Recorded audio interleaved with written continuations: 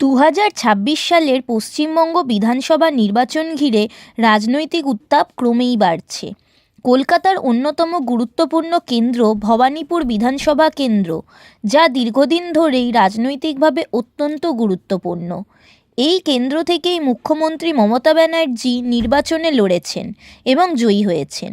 ফলে ভবানীপুরে বিজেপি কাকে প্রার্থী করতে পারে তা নিয়ে জোর জল্পনা শুরু হয়েছে রাজনৈতিক মহলে। ভবানীপুর শুধুমাত্র একটি সাধারণ বিধানসভা কেন্দ্র নয়, এটি কলকাতার হৃদয়স্থল, যেখানে রয়েছে উচ্চ মধ্যবিত্ত ভোটার, সংখ্যালঘু ভোট ব্যাংক এবং ঐতিহ্যবাহী বাঙালি পরিবার। ২০২১ সালের নির্বাচনে এই কেন্দ্র বিশেষভাবে আলোচনায় আসে যখন মমতা ব্যানার্জি এখানে উপনির্বাচনে জয়লাভ করেন। ফলে ২০২৬-এ এই আসন আবারও হাই প্রোফাইল হতে চলেছে। যদিও এখনও পর্যন্ত ভারতীয় জনতা পার্টি আনুষ্ঠানিকভাবে কোনো নাম ঘোষণা করেনি, তবে রাজনৈতিক মহলে কয়েকটি সম্ভাব্য নাম ঘুরছে। দল এমন একজন নেতাকে প্রার্থী করতে পারে যিনি দীর্ঘদিন ধরে কলকাতা সংগঠনের সঙ্গে যুক্ত এবং স্থানীয়ভাবে পরিচিত। ভবানীপুরে ব্যক্তিগত গ্রহণযোগ্যতা অত্যন্ত গুরুত্বপূর্ণ। বিজেপি কৌশলগতভাবে কোনো পরিচিত মুখ, প্রাক্তন সাংসদ বা রাজ্য স্তরের বড় নেতাকে নামাতে পারে, যাতে লড়াই সরাসরি হাই ভোল্টেজ হয়।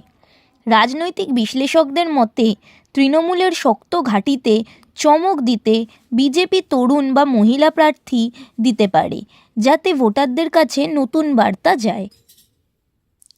ভবানীপুরে জিততে গেলে বিজেপিকে ৩টি বিষয়ে জোর দিতে হবে: স্থানীয় ইস্যু, সংখ্যালঘু ও মধ্যবিত্ত ভোট টানার কৌশল, শক্তিশালী বুথ ম্যানেজমেন্ট।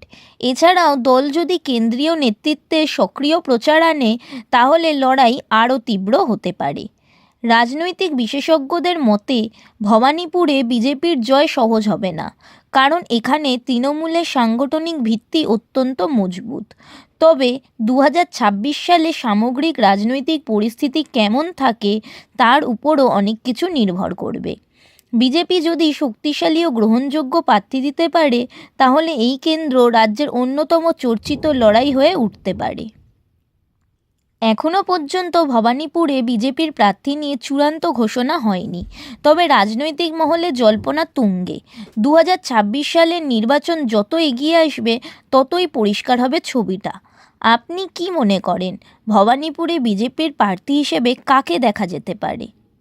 এই রকমই ভিডিওর জন্য আমাদের চ্যানেল সাবস্ক্রাইব করে রাখুন আর ফলো করুন আমাদের ফেসবুক পেজটাও।